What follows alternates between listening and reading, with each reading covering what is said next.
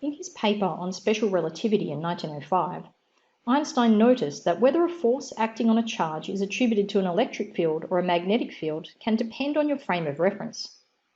This is useful, as sometimes using a different reference frame can make it easier to understand and solve a problem.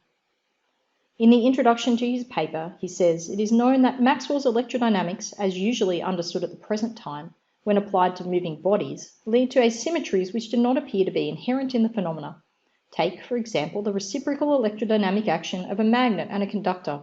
The observable phenomenon here depends only on the relative motion of the conductor and the magnet, whereas the customary view draws a sharp distinction between the two cases in which one or the other of these bodies is in motion.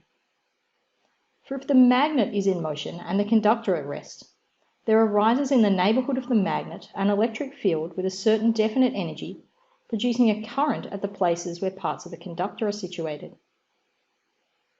But if the magnet is stationary and the conductor in motion, no electric field arises in the neighbourhood of the magnet.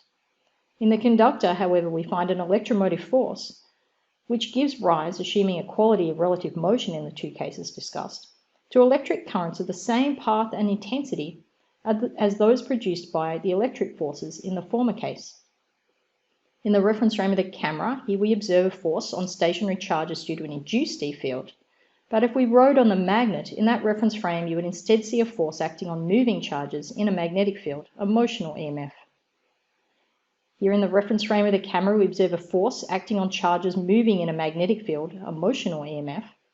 But if we rode on the loop, we would observe an induced electric field exerting a force on stationary charges in the loop.